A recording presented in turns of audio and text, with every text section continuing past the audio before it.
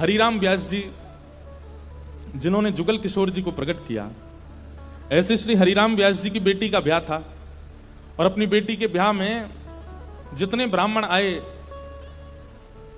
हरिराम व्यास जी अपनी बेटी के ब्याह से प्रसन्न नहीं थे। क्यों नहीं थे? कोई पिता अपने पुत्री के ब्याह से अप्रसन्न कैसे हो सकता है? लेकिन उनके मन में भाव था कि भाई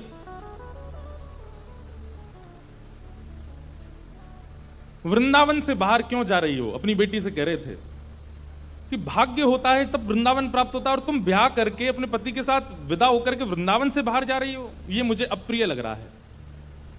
बेटी ने कहा पिताजी ये तो स्वभाव है कि बेटी को बाहर जाना ही पड़ता है, और बाहर कहां, जहां पति का घर है वहां जाना पड़ेगा। तो हरिराम व्यास जी बोले तुम्हारे पास दो उपाय हैं। बोले क्या? या तो पति से कहो कि वृंदावन में घर बना ले, या फिर उसी से ब्याह करो जो वृंदावन में रहता हो।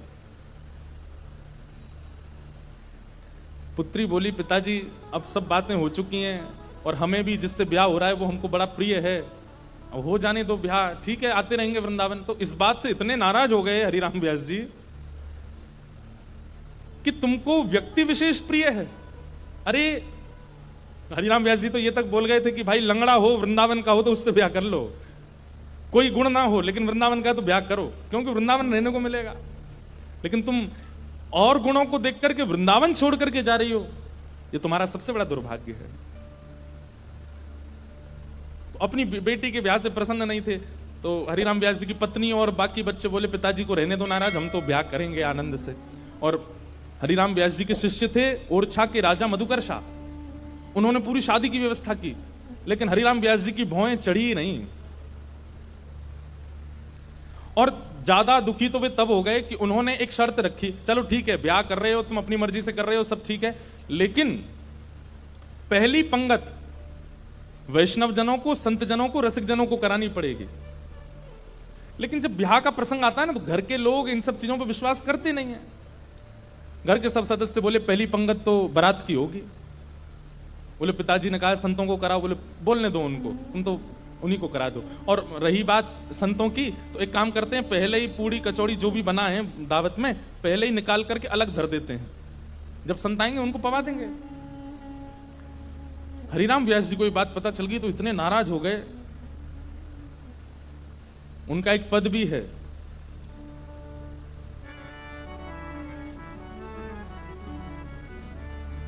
संतन सौ अधिक समधी प्यारे।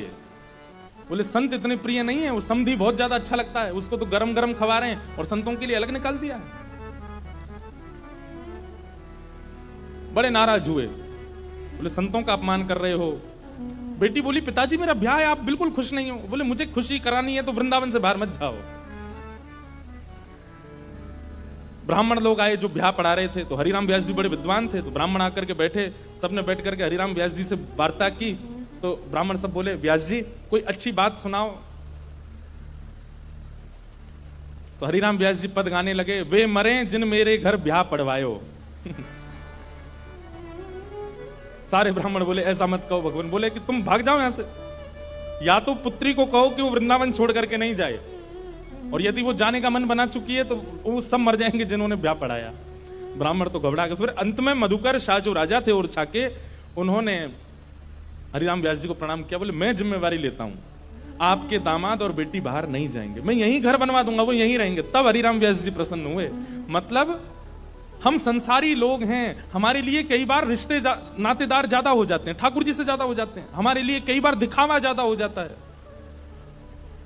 कई बार सब प्रदर्शन में हम लोग ज्यादा चले जाते हैं, हमारे लिए भक्ति भाव कहीं पीछे छूट जाता है। पर वृंदावन को भजने वाले के लिए ठाकुर जी प्रधान है और कुछ प्रधान नहीं है। इसलिए वहां धर्म प्रधान नहीं है, प्रेम प्रधान है।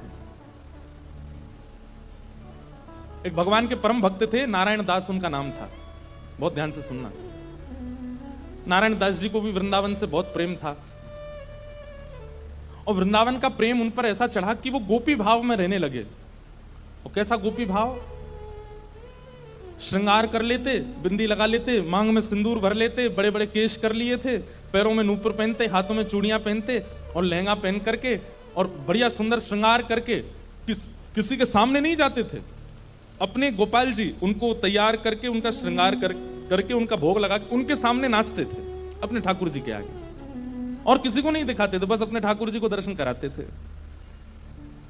नाचते थे, गाते थे, रिझाते थे, और फिर नाचते नाचते फिर प्रसादी सिद्ध करते, प्रसादी सिद्ध करके फिर राजभोग करा देते, व्यारू करा देते, कलेऊ करा देते, ठाकुर जी के अष्टाम लीला करते, अष्टयाम भोग धराते, लेकिन नृत्य और गायन ये दो सेवा नहीं छोड़ते थे।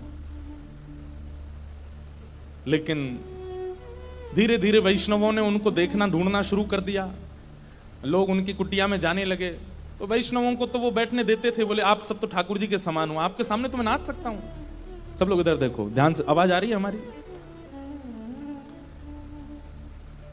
नृत्य कर रहे थे।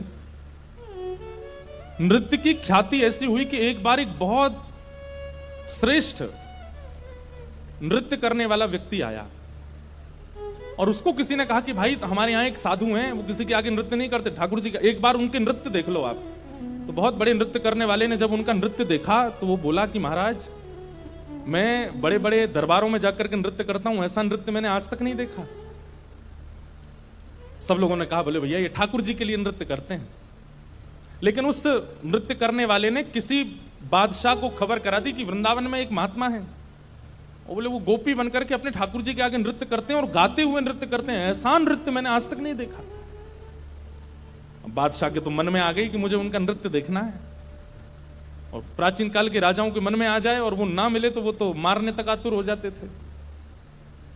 उन्होंने अपने सैनिकों को भेज करके कहा कि आपको नृत्य करने के लिए बादशाह ने बुलाया है, या तो चलिए, और अगर आप इनकार करोगे तो आपकी कुटिया जला देंगे, आपके ठाकुर जी छीन लेंगे, और फिर कभी नृत्य करने लायक बचोगे नहीं। ऐसी स्थिति पड़ गई। रोने लगे अपने ठाकुर जी के आगे, बोले नाथ मेरा नृत्य किसी और को रिझाने के लिए नहीं है, कि मैं कैसी स्थिति में आपने डाल दिया हूं। अगर जाता हूं तो मेरा नृत्य, मैं नृत्य को प्रसाद के रूप में प्रस्तुत करता हूं, वो झूठा हो जाएगा। कोई और अगर उसका आस्वादन करेगा तो वो फिर उच्छिष्ट हो जाएगा, और उच्छिष्ट वस्तु आपको कैसे पधराऊंगा दोबारा। और यदि नहीं जाता हूं तो कुटिया जला देंगे, आपको छीन लेंगे, राजा है, ताकतवर है, उसके आगे मेरी चलेगी नहीं। रात भर रोते रहे अपने ठाकुर जी के आगे। इतने में ठाकुर जी स्वप्न में प्रकट हो गए, और स्वप्न में प्रकट होकर के ठाकुर जी बोले तुमको वहां नृत्य करने में दिक्कत क्या है? बोले मैं आपके सामने नृत्य करता हूं बस। तो बोले हमको ले चलो, हमें वहां बैठा देना, हमें देखते देखते नाच लेना, राजा को भूल जाना।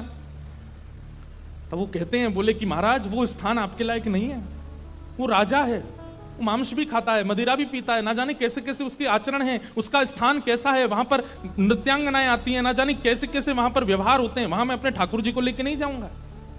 ये वैष्णव का स्वरूप होता है, वो अपने ठाकुर जी के आगे प्रदर्शन को आगे नहीं करता, वो अपने ठाकुर जी की सेवा के आगे एक बार को बड़े से बड़े उत्सवों का त्याग कर देगा, बड़े से बड़े उपाधियों का त्याग कर देगा, लेकिन अपने ठाकुर जी को ऐसे ही कहीं बेक नहीं देता। बोले ये तो नहीं चलेगा, आपको लेके तो नहीं जाऊंगा मैं। तब भगवान बोले तो फिर नहीं जाओगे तो ये लोग तुम्हारे कुटिया उजाड़ देंगे। तो फिर वो बोला आप इतना भी नहीं कर सकते, तो फिर क्या बात के भगवान, आज तक मैंने आपसे कुछ नहीं मांगा, लेकिन इसका समाधान बताओ मैं कैसे करूं। तब भगवान बोले देखो तुमने अपनी गली में तुलसी की माला पहनी है, और ये तुलसी मेरा ही स्वरूप है, तो तुम मुझे तो नहीं ले जाओगे, लेकिन ये तुलसी माला तो पहन के जाओगे। इनको तुम एक सिंहासन पर पधरा देना, और इनको मेरा ही रूप मान करके, मुझे अनुभव करके, मेरा आभास करके तुम वहां नृत्य कर देना। नृत्य भी हो जाएगा, मेरे सन्मुख भी हो जाएगा, और तुम्हारा बात भी बनी रहेगी। नारायण दास जी बोले भगवान पक्का ना ये तुलसी आपका ही? बोले पक्का 110% मेरा ही स्वरूप है, जाओ। नारायण दास जी गए और राजा के यहां जाकर के बोले महाराज मैंने गले में जो ये माला पहनी है बड़ी तुलसी की, इसके लिए मुझे एक आसन दे दो, मैं इनको पधरा करके फिर नाचूंगा, नहीं तो ये तो विक्षेप डालेंगे। पधरा करके आसन पर, और जैसे ही नृत्य करने लगे उनके मन में कदापि ये भाव नहीं आया कि ये तुलसी हैं, ये केवल माला है। यही सोचने लगे श्याम सुंदर हैं। श्याम सुंदर विचार करके जब घूमने लगे नृत्य करते करते, तो हर घूमने के बाद एक बार देखते, और जब द्रुत गति से घूमने लगे, चक्र लेने लगे, लेते लेते लेते उनको वहां तुलसी नहीं साक्षात सचल त्रिभंग लली श्याम सुंदर दिखने लगे।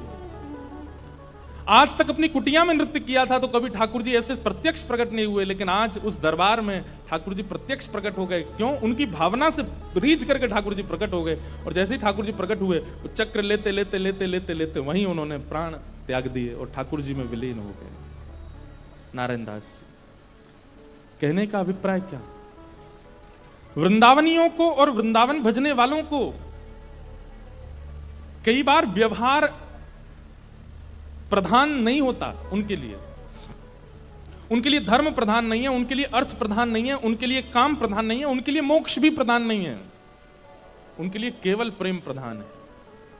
हमारे आप लोग जाएंगे तो आप क्या कहेंगे? कहां जा रहे हो? बोले बरसाने जा रहे हैं राधा रानी का दर्शन करने। लेकिन अगर कोर ब्रजवासी से पूछोगे कहां जा रहे हो? बोले बरसानो जा रहे हैं लाडली जी को दर्शन करवे। क्या बोलेंगे? लाडली जी। क्यों? प्रेम प्रधान हो जाता है। वहां पर भगवत तत्व की बात नहीं करते। कोर वृंदावनवासी से पूछोगे, आपसे पूछे कहां जाओ? राधा रमण जी दर्शन करने जा रहे हैं। पर बिल्कुल वृंदावनवासी होगा तो बोलेगा श्री लालजू को दर्शन करवे जा रहे हैं। और एक और बात बताऊं, और ज्यादा उपासक वृंदावन के, वो क्या बोलेंगे? श्री जी को दर्शन करवे जा रहे हैं। श्री जी, हमारे वृंदावन में ठाकुर जी को भी श्री जी बोलते हैं, किशोरी जी को भी श्री जी, ठाकुर जी को भी श्री जी। श्री जी बोलते हैं तो समझो युगल का नाम बोला गया है, अकेली किशोरी जी नहीं है श्री जी। श्री जी माने ठाकुर जी और किशोरी जी दोनों। श्री माने राधा रानी और जी कौन है? बोले लाल जी, श्री जी। वृंदावन में प्रेम प्रधान है, धर्म अर्थ काम और मोक्ष नहीं।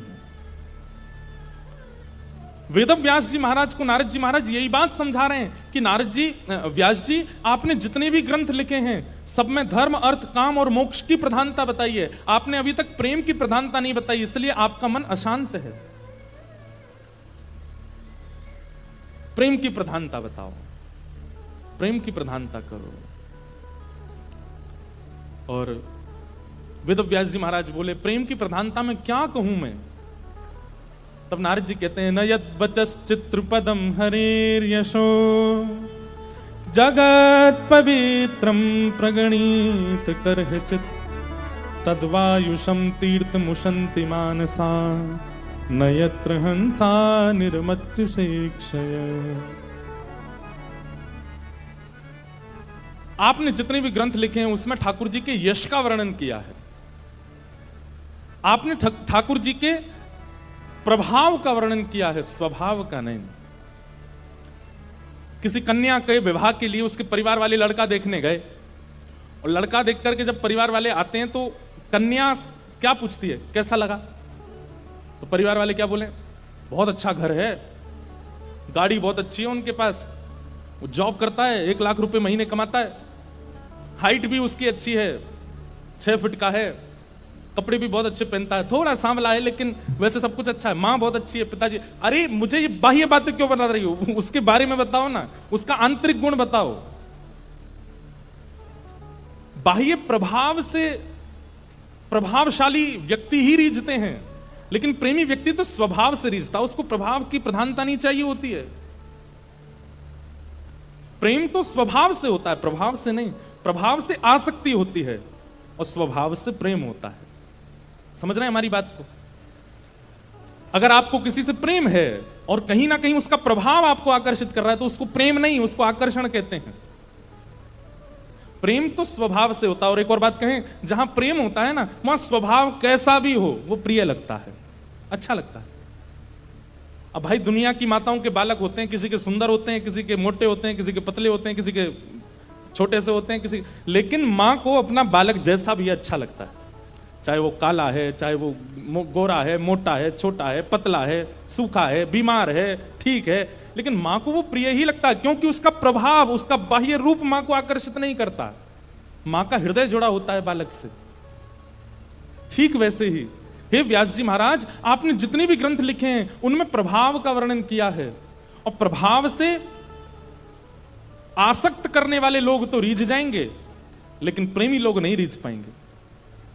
आपने जितने भी ग्रंथ लिखे हैं, इन ग्रंथों को सुन करके, पढ़ करके कामनाओं की पूर्ति करने वाले लोग रीझ जाएंगे, यज्ञ अनुष्ठान करने वाले लोग रीझ जाएंगे, फल की प्राप्ति करने वाले लोग रीझ जाएंगे, लेकिन जिनका जीवन धन केवल प्रेम है वो कैसे रीझेंगे?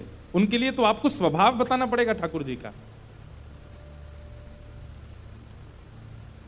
हमारे ब्रज में कहें, लाला तू भगवान है, ठाकुर जी बोले काय को मधुमंगल तू ये काय को पूछ रहा हो? बोले ना हमने ऐसी सुनी है कि जब गर्गाचार्य जी आए ना तो वो कह के गए कि यशोदा मैया तुम्हारो लाला नारायण समान गुण ही है, और तेरी हरकतन ते हुए ऐसा लगे कि तू कहीं भगवान तो ना है। तो ठाकुर जी धीमे से बोल जाते हैं, बोले मधुमंगल एक बात बताऊं? बोले कहा, मैं जय जय हूं, मैं भगवान ही हूं। तू सांची भगवान है? बोले हाँ। लाला मैं सबन ने बता दूं कि तू भगवान है? ठाकुर जी बोले हाँ बताया। मधुमंगल गए और सबरे सखान में हल्ला मचाया। बोले तुम्हें एक बात बताऊं? बोले कहा, हमारा जो लाला है ना, बोले हाँ जो भगवान है। ये बात सुन के आधे तो हंसने लगे और आधे छड़ी लेकर के बोले दिखाइए उन्हें कहां तेरा भगवान। ठाकुर जी निकल के आए कुंज से, आज बड़ी अदा से निकल के आए, ए मधुमंगल सीताराम प्रणाम करो, हम भगवान हैं। नहीं मानते, नहीं स्वीकार करते। एक दिन ऐसी लीला भागवत में आती है कि एक बार जागरण हुआ ब्रज में, जागरण कराया नंद बाबा ने। रात भर जागरण का मतलब केवल माता की चौकी नहीं होता, जागरण का मतलब केवल वो नहीं होता। जागरण का मतलब है पूरी रात जग करके अपने इष्ट का स्मरण करना, वो जागरण है। रात भर जागरण चला। तो जागरण के काल में जैसे ही थोड़े ब्रह्म मुहूर्त का समय हुआ, तब घड़ी तो होती नहीं थी, अंदाजा लगाया तो नंद बाबा को लगी कि भाई ब्रह्म मुहूर्त है, क्यों मैं स्नान करवे जाऊं। तो जैसे ही नंद बाबा ने यमुना जी में प्रवेश किया, तुरंत इनको यम के दूत ले गए, क्योंकि अब तो नहीं ऐसा होता, पर नदियों में भी स्नान करने का समय होता है। ब्रह्म काल से पहले अगर आप नदी स्नान करते हैं तो वो देवताओं का समय होता है, उस समय देवता स्नान करने आते हैं, उस समय नहीं करना चाहिए। और सूर्य उदय के बाद नदियों में स्नान का विधान राक्षसों का है, इसलिए तब भी नहीं करना, ब्रह्म मुहूर्त में ही करना चाहिए। और जब त्रिकाल संध्या और त्रिकाल स्नान का भाव है तब कोई ऐसी बात नहीं, पर प्रथम स्नान मानव का ब्रह्म मुहूर्त में ही होना चाहिए, ऐसा शास्त्र आज्ञा है। तो नंद बाबा देव काल में चले गए और जैसे ही नदी में स्नान करने पहुंचे तो गंधर्वजन इनको पकड़ के ले गए। जब नंद बाबा बहुत देर तक नहीं आए तो सबने जाके ठाकुर जी से कही, तो ठाकुर जी गए और ठाकुर जी ने यमुना जी में प्रवेश करके गंधर्व लोक में जाकर के नंद बाबा को वहां से छुड़ाया और वापस लेकर के आए। तो जैसे ही नंद बाबा वापस आए तो सब ब्रजवासियों ने घेर लिया। सब लोग इधर देखो, सब ब्रजवासी बोले बाबा तुम कहां चले गए, रात में गए अब निकल के आए हो। मधुमंगल श्रीदाम बोले बाबा हमें तो यूं बताओ, इतनी देर तुमने सांस कैसे ली भीतर, तुम चले कहां गए? बाबा बोले भैया दो देवता मुझे पकड़ के ले गए, मैंने देव काल में स्नान कर लियो। बोले फिर? बोले कछु ना, बड़े बड़े महल बने, बड़े बड़े लंबे चौड़े देवता ऐसे सुंदर कि देखते रह जाओ। मैंने इंद्र को दर्शन किया, मैंने सबरे देवता देखे वहां पे। और फिर बाबा फिर कब आयो? बोले इतने में ही लाला आयो। और जैसे ही लाला आयो, लाला के आते सब या को प्रणाम करने लगे, सब या के चरण में नतमस्तक है गए, सब या की बलैयां लेने लगे, गंधर्वजन या की आरती करने लगे। बात तो सुनो पूरी। और सब ब्रजवासी टेढ़े टेढ़े देख रहे हैं, लाला है या पूज रहे हम बे, या की पूजा कर रहे हो इंद्र हम बे। ठाकुर जी इतरा रहे सामने खड़े खड़े, बोले तुम्हें ही नहीं पूजा में, सबरे पूजे हैं तीनों लोक में। सबरे बोले बाबा सच में या की पूजा भाई वहां पे? बोले हाँ। अब तो ठाकुर जी का यश बढ़ गया। अब तो महाराज निमंत्रण आने लगे घर घर से, लाला हमारे घर भोजन करवे आ जाइयो, हमारे घर सोवे आ जाइयो, हमारे घर शरबत पीवे आ जाइयो, छाछ पीवे। अब ठाकुर जी तो मधुमंगल सीतामा से कह रहे हैं, आज की भाषा में कहें तो अपॉइंटमेंट लेते जाओ कहां कहां जाना है। ठाकुर जी का यश हो गया इतना वृंदावन में कि भैया या तो देवता भी जाने। एक दिन सब ब्रजवासियों ने कही लाला तू सांची भगवान है, तू सांची बता दे, सौगंध खा के तू सांची भगवान है। ठाकुर जी बोले अगर मैंने बता दिया कि मैं भगवान हूं तो आप क्या करोगे, पूजोगे मुझे? लाला पूजेंगे तो ना है भाई, तो तू भूल जा, लेकिन हमारी एक इच्छा है। बोले का एक बार वैकुंठ देखना चाहे, वैकुंठ है कैसा? लाला तू अगर सांची भगवान है तो एक बार वैकुंठ दिखाला हमें। ठाकुर जी बोले मेरे हाथ पकड़ो। सब रे ग्वाल बालन ने ठाकुर जी के हाथ पकड़े, बोले नेत्र बंद करो। जैसे ही नेत्र बंद किए, अंतर ध्यान सब ग्वाल वालों को लेकर के ठाकुर जी को सीधे वैकुंठ पहुंच गए। हाँ भाई सबरे नेत्र खोलो। जैसे ही नेत्र खोले तो विशाल स्वर्ण का किवाड़ लगी है और जय विजय राजा, जय विजय द्वारपाल खड़े हैं। ठाकुर जी के जाते सब जय जयकार करने लगे, द्वार खुल गए, पुष्प वर्षा हो रही है, सहनाइयां बज रही हैं, मृदंग बज रहे हैं, सुंदर गाजे बाजे हो रहे हैं, सब देवी देवता दौड़े दौड़े आ रहे हैं, कोई कमल लेकर के आ रहे हैं, कोई माला लेकर के आ रहे हैं, कोई अक्षत लेकर के आ रहे हैं, कोई अगरबत्ती धूप बत्ती कर रहे हैं, ठाकुर जी की जय जयकार हो रही है। मधुमंगल श्री दामा सबरे बोले लाला ने परिचय तो करा दे। ठाकुर जी बोले देख वो सामने खड़ो तुम्हारो इंद्र, जाए तुम इतने सालन से पूज रहे, वो खड़ो इंद्र। बोले लाला ये इंद्र है? बोले हाँ, या के हाथी पे हमें बैठा दे एक बार। ठाकुर जी बोले इंद्र इधर आओ, अपने हाथी को लेके आओ। हाथी आ गया, ऐरावत हाथी, सबरे ग्वाल बाल चढ़ गए उसके ऊपर। ठाकुर जी लेकर के पूरे वैकुंठ में घुमा लाए, नीचे उतर गया। बोले लाला बहुत जोर को हाथी है, या ले चल वृंदावन, अपने पास ही धरेंगे, वहीं घूमे करेंगे। यहाँ पे ऐरावत हाथी की बहुत सारी सूंड हैं और अद्भुत उसका स्वरूप है, श्वेत रंग का वो है। ब्रजवासी बोले लाला हमने सुनी है ब्रह्मा के 4 मुंह हैं, एक बार दिखा दे। ठाकुर जी ने ब्रह्मा जी को बुलाया, ब्रह्मा जी आ गए। ब्रह्मा जी जैसे आए तो मधुमंगल श्रीदामा जाके स्पर्श करके उनके मुख देख रहे हैं, सच्ची के हैं कि नकली हैं। लाला ये तो सांची है। सब जगह ठाकुर जी ने घुमाया, जिस देवी देवता से मिलना चाहते थे सबको प्रकट कर दिया, सुंदर प्रसाद पाया, सुंदर सब जगह घूमे ठाकुर जी को लेके, नदियों में तालाबों में पशु पक्षी सब देखा, वैकुंठ का एक एक कोना ठाकुर जी के साथ देखा। सब जगह घूम करके ब्रजवासी थक गए, थक करके बोले लाला अब चल वृंदावन चल, अब ले चल हमें। ठाकुर जी बोले भैया सुनो, तुम सबके लिए कक्ष खुलवा दिए हैं और वैकुंठ का नियम है, मैं बताना भूल गया था कि यहां एक बार आने के बाद फिर यहां से जाता नहीं है कोई भी। अब तुम सब यहीं वैकुंठ में रहो, क्या बुराई है? ये उर्वशी गंधर्व सब लोग तुम्हारी सेवा में रहेंगे, देवी देवता, अरे तू जब कहेगा इंद्र आ जाएगा, ब्रह्मा आ जाएगा, सब तुम्हारी सेवा में रहेंगे, यहीं बैठे रहो। अब ये सुनते ही ब्रजवासी तो रोने लगे, ठाकुर जी के चरणन में गिर गए। बोले लाला तू हमारे प्राण मांग ले, तू जो कहेगो हम तो दे देंगे, तू कहेगो आज के बाद हम तो जय जय मान के रोज तेरी आरती पूजा करे करेंगे, लेकिन हमें वापस वृंदावन ले चल, हम वैकुंठ में ना रह सके, हमें तो वृंदावन ही प्रिय है लाला। ठाकुर जी के नेत्र सजल हो गए, सब देवी देवताओं को दिखाते हुए ठाकुर जी बोले तुम लोगों को आश्चर्य होता है कि भगवान इन ब्रजवासियों से इतना प्रेम क्यों करते हैं। देखो दीयमान न ग्रहणंती, ये भक्ति की वो स्थिति है कि मैं वैकुंठ देने को बैठा हूं लेकिन इनको नहीं चाहिए। क्यों? वृंदावन प्रिय है, यमुना जी प्रिय हैं, गोवर्धन प्रिय है। अरे ठाकुर जी ज्यादा दूर नहीं, मथुरा गए थे, 6 किलोमीटर है वृंदावन से, एक भी ब्रजवासी नहीं गया, जबकि प्राण बसते हैं श्री कृष्ण में। अपने प्राण श्री कृष्ण को जाने देंगे लेकिन स्वयं वृंदावन छोड़ करके नहीं जा सकते, इतना प्रेम वृंदावन से ब्रजवासी करते हैं। हमारी एक बात बहुत ध्यान से सुनिएगा, प्रेमी भक्त के 3 प्रेम हैं, जब वो 3 प्रेमों में निपुण हो जाता है ना, जब चौथा प्रेम ठाकुर जी उसको देते हैं। सबसे पहला नाम के प्रति प्रेम, ठाकुर जी का नाम यदि सुन ले तो सुध बुध खो जाए अपने।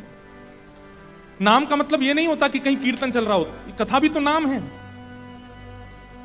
उल्लासनगर के वसंशा दरबार में कथा हो रही है और आप घर पर बैठ करके आनंद कर रहे हो, यह प्रेमी भक्त के साथ हो ही नहीं सकता, वो विचलित हो जाएगा।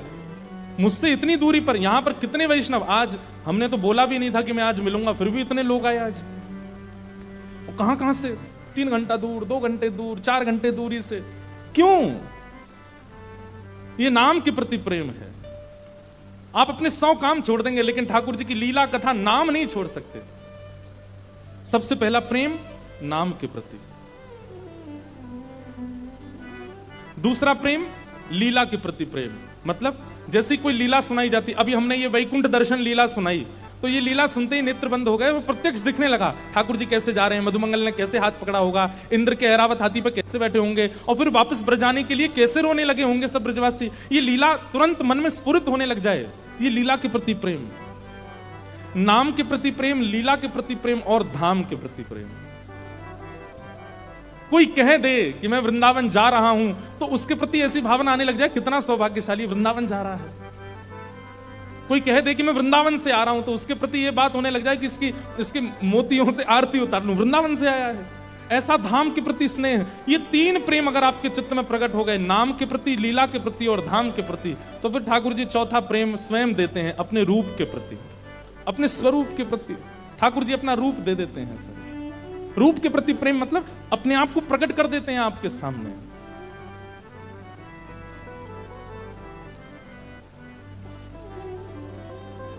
इसलिए भैया वृंदावन में सब उल्टा है। वृंदावन में धर्म, अर्थ, काम और मोक्ष सब किनारे केवल एक शब्द चलता है, प्रेम। प्रेम। आज नारद जी वेद व्यास जी से वही कह रहे हैं, हे नारद जी, आप प्रेम का वर्णन करो।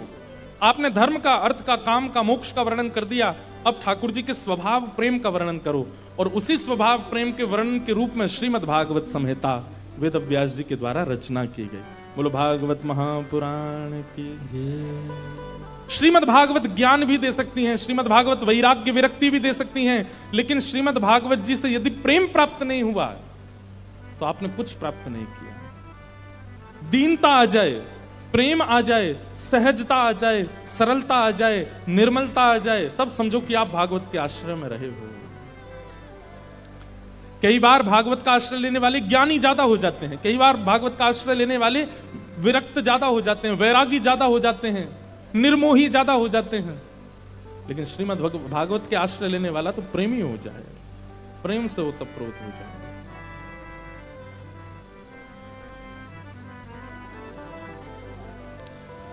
वेद व्यास जी महाराज ने भागवत की रचना की और श्रीमद् भागवत की रचना के बाद मन में विचार किया कि अब ये भागवत की कथा घर घर जन जन तक कैसे पहुंचाऊं। तब अपने पुत्र श्री सुखदेव जी को श्रीमद् भागवत जी का ज्ञान प्रदान किया कि यम प्रव्रजंतम अनुपेत अपेत कृत्यम द्वैपायनो विरह कातर्या जुहाव पुत्रेति तन्मयतया तर्वोभिनेदु तम सर्वभूत हृदयम मुनिमानतोस्मि। हमारे वृंदावन में ना, पता नहीं आज वृंदावन ही वृंदावन आ रहा है मन में ज्यादा। हमारे वृंदावन के विषय में गौड़िया वैष्णव संप्रदाय के ग्रंथ में ऐसा वर्णन करते हैं कि वृंदावन विपरीत है। यहां पर ना का मतलब हां है और यहां पे हां का मतलब ना है। और उस विषय में कहते हुए कहते हैं कि ठाकुर जी ने गोपियों को वंशी नाद करके रास में बुलाया और जब गोपियां आ गईं, सब कुछ छोड़ छाड़ के आ गईं, तो ठाकुर जी क्या कहते हैं, स्वागतम वो महाभाग प्रियम किम करवाणिव ब्रजस्यानामयम कश्चित ब्रूतागमन कारणम। स्वयं वंशी नाद करके ठाकुर जी गोपियों को बुलाते हैं और एक दिन चीर हरण करके ठाकुर जी निमंत्रण देते हैं कि मैं रास पूर्णिमा पर, यानी कि शरद पूर्णिमा पे आपसे मिलूंगा, आमंत्रण देते हैं। और जब गोपियां सब छोड़ छाड़ करके भग आती हैं और फिर क्या कह रहे हैं, ब्रूतागमन कारण, अपने आने का कारण बताओ। गोपियां कहती हैं हमें तुम्हारी बातें समझ नहीं आती श्री कृष्ण, तुम हां बोलते हो तो उसका मतलब ना होता है और ना बोलते हो तो उसका मतलब हां होता है। मतलब हमको बुलाया और आज जब हम आ गए तो कह रहे हो कि अपने आने का कारण बताओ। ओहो, इतनी रात को परपुरुष से मिलना नहीं चाहिए, जाओ जाओ अपने अपने घर को चली जाओ। गोपियां कहती हैं तब तुमने बुलाया, अब हम आ गए, अब तुम मना कर रहे हो, अब तुम मना कर रहे हो तो इसको हम हां माने कि ना माने। वृंदावन भैया समझ में आने वाली वस्तु नहीं है। ठाकुर जी बोले कोई गुरु बुलावे, कोई व्यक्ति बुलावे, कोई पुरुष बुलावे, कोई महापुरुष बुलावे तो जाना चाहिए। वंशी की बात में आ गई तुम, इस वंशी के स्वर को तुमने बुलावा समझ लिया। लेकिन हमारी ब्रज की गोपियां भी बड़ी चतुर हो गई हैं। गोपियां कहती हैं ठाकुर जी हमारी बात सुनो। बोले क्या?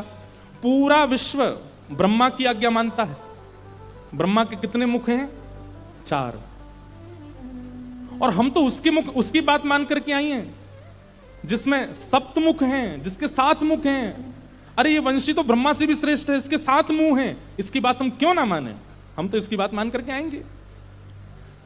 6 स्वर के छिद्र हैं और 1 फूंक का छिद्र है। कितने छिद्र हो गए? 7। मतलब 7 मुख हैं। गोपियां कहती हैं दुनिया ब्रह्मा की बात मानती है क्योंकि उसके 4 मुंह हैं, हम तो उसकी बात मान के आए जिसके 7 मुंह हैं। हमने क्या गलत किया? ठाकुर जी को शांत कर देती हैं गोपियां। वृंदावन को समझना सामान्य बात नहीं।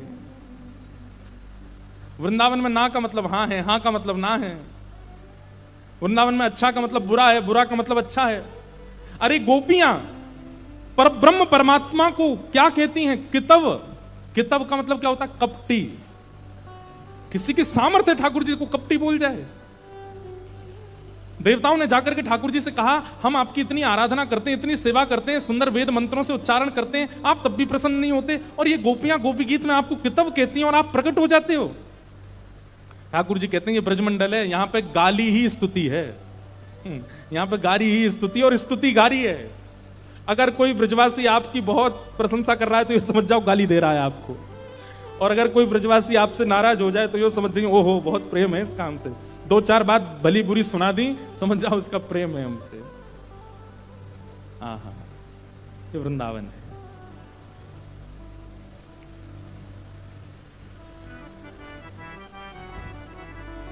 एक बार रहीम जी का नाम सुना? रहीम दास, जिनके दोहे हैं, रहीमंदागा प्रेम का मत तोड़ो चटका है, जोड़े से फिर ना जुड़े, जुड़े गांठ पड़ जाए। तो एक बार रहीमदास जी गोवर्धन में श्रीनाथ जी का दर्शन करने गए। एक तो अल्हड़ भेष में रहते थे, ऊपर से इनके किसी कारण से इनको मंदिर में नहीं घुसने दिया, और जैसे ये मंदिर में घुसने लगे तो लोगों ने इनको धक्का दे दिया, कहां घुसे चले जा रहे हो, यहां पर विजातियों का प्रवेश नहीं है और तुम्हारे जैसों का तो बिल्कुल प्रवेश नहीं है।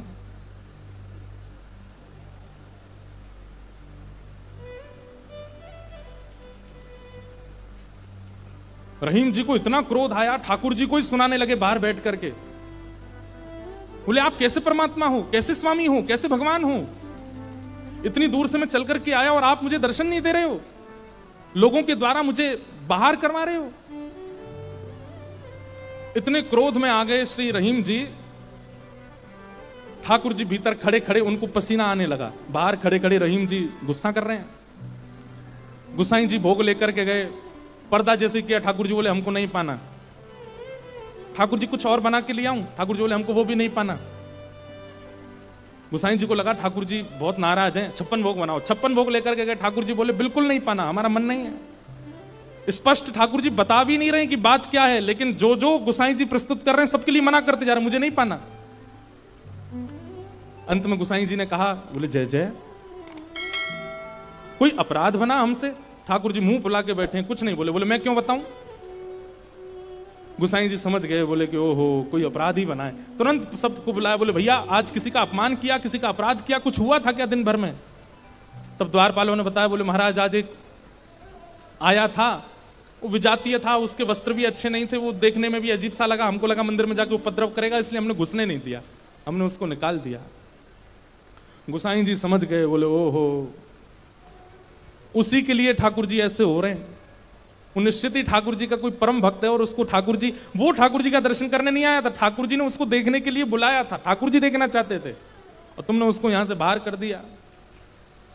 अब एक काम करो, बोले क्या, सुंदर प्रसाद बनाओ, प्रसाद बना करके सिद्ध करके, वो यहीं कहीं बैठे होंगे, ज्यादा दूर गए नहीं होंगे, उनको लेके आओ। मंदिर में प्रसाद सिद्ध हो रहा था रहीम जी को प्रसन्न करने के लिए, लेकिन ठाकुर जी इतने व्याकुल हो गए, बोले अभी तो चूल्हा जलाएंगे, कढ़ाई धरेंगे, तब कुछ बनाएंगे, तब तक रहीम जी वृंदावन पहुंच जाएंगे। इतने में ठाकुर जी ने क्या किया, ठाकुर जी के सामने जो सोने की थाल में प्रसाद रखा था, ठाकुर जी ने वो थाल उठाया बड़ा सा और अपने कंधे पर रखा, खुद ही चले गए, स्वयं ही चले गए। यहां रहीम जी गोविंद कुंड पर बैठे थे, खूब गुस्सा हो रहे थे, ठाकुर जी को भली बुरी सुना रहे थे। लेकिन जैसे ही देखा गिरिराज पर्वत से उतरते हुए श्याम सुंदर आ रहे हैं, और झांकी कैसी है, कटिकाचनी पहनी है, मोर पुच्छ पहना है, जो स्वरूप ठाकुर जी का ऐसा रहता है, हाथ में वंशी लेकर के, और ठाकुर जी यहाँ कंधे पर विशाल थाल लेकर के ऐसे उसको संभालते हुए ठाकुर जी आ रहे हैं। आहा, रहीम जी के लिए रहीम दास जी ने उसी समय ठाकुर जी की छवि का वर्णन किया, बहुत सुंदर। क्या वर्णन करते हैं, कैसे लग रहे हैं श्याम सुंदर? आहा,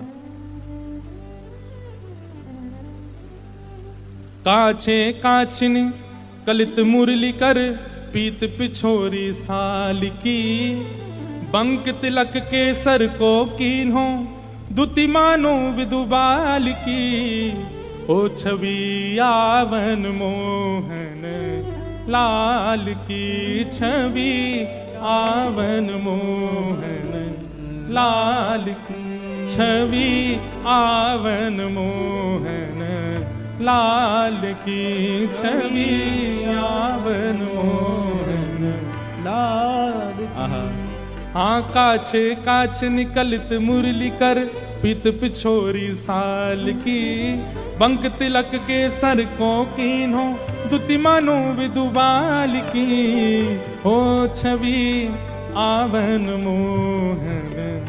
अरे मोह कोई वेद ध्वनि ब्रज में सुनावे तो मेरे कान इतने रीझे ना आए, लेकिन कोई प्रेम आसक्त है करके मुंह को घोरी घोरी गारी सुनावे सो मैं तो वहां के सामने प्रकट रह जाऊं।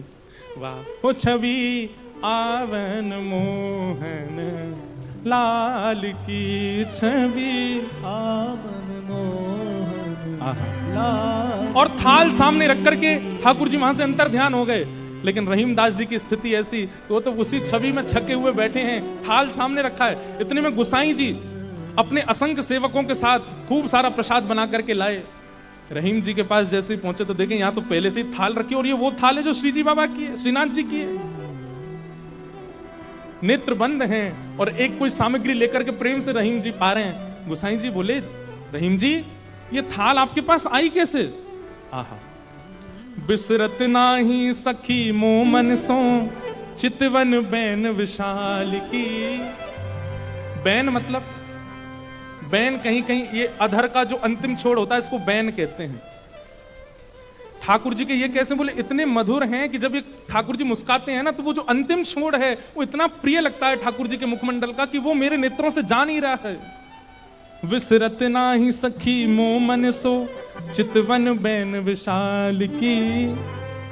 नीकी हसन अधर सधरन छवि छवि सुमन गुलाब की। ओ छवि आवन मोहन लाल की छवि आवन लाल की। और जल सो डार दियो पुत्रिन पे डोलन मुक्ता माल की। जल सो डार दियो पुत्रिन पे डोलन मुक्ता माल। आप मोल बिन मोलन डोले बोलन मदन गोपाल की। आप मोल बिन मोलन डोलन बोलन मदन गोपाल की। हे छवि आवन मोहन लाल की छवि आवन मोहन लाल की। आप मोल बिन मोलन डोलन बोलन मदन गोपाल की। इतने मूल्यवान श्री ठाकुर जी यहाँ पर बिनमोल की तरह डोल रहे थे, बोल रहे थे, चल रहे थे, बैठे थे। गुसाई जी को बता रहे हैं रहीम जी, इतने मूल्यवान ठाकुर जी यहाँ पर बोल रहे थे, डोल रहे। देखो वो चरण चिन्ह दिख रहे हैं, यहाँ देखो, यहाँ से चंदन की सुगंधी आ रही, यहाँ बैठ गए थे आके और ऐसे मधुर स्वर बोल रहे थे कि अब मैं किसी और को सुनना नहीं चाहता उनके आगे।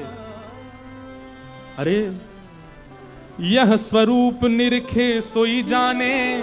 अरे जिसने वो स्वरूप देखा होगा, यह स्वरूप निरखे सोई जाने यही रहीम के हाल की। यह स्वरूप निरखे सोई जाने यही रहीम के हाल की।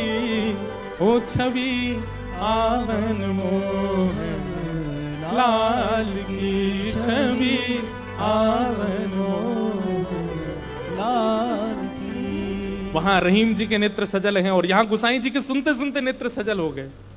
वाह ठाकुर जी आपकी लीला। यहां हम इतनी सामग्री सिद्ध कर रहे थे रसोई में, लेकिन आपसे इतनी प्रतीक्षा भी नहीं हुई, आप अपनी थाल लेकर के आ गए और ऐसी लीला करके गए रहीम दास जी के पास आकर के। ऐसे हमारे ठाकुर जी। वृंदावन धर्म अर्थ काम और मोक्ष सबसे परे है। वृंदावन के लिए तो केवल प्रेम जागृत हो जाए चित्त में, अत्यंत प्रेमी हो जाओ आप, और वो प्रेम ऐसा छकेगा। आप प्रेमी हो गए इसका प्रमाण क्या है? अरे श्याम वर्ण की कोई वस्तु कहीं दिख जाएगी, ऐसा लगने लगेगा ये कितने सौभाग्यशाली कि इनका श्याम वर्ण है, कृष्ण ने अपना वर्ण दे दिया। किसी में दोष नहीं दिखेगा, सब में गुण दिखने लग जाएगा। मौन रहने का मन करने लगेगा। जब जब कृष्ण नाम ध्वनि होगी, ताल कैसी, स्वर कैसा, राग कैसा, उस पर ध्यान नहीं जाएगा, बस नृत्य करने का मन करेगा। वाणी गदगद हो जाएगी, सुनते सुनते कथा नेत्र सजल हो जाएंगे। प्रेम के बड़े लक्षण हैं, वो सब लक्षण धीरे धीरे प्रकट होने लग जाएंगे। बस वो प्रकट होने लग जाएं, फिर उसके बाद कहीं और मत रहिए, फिर तो वृंदावन आ जाइए।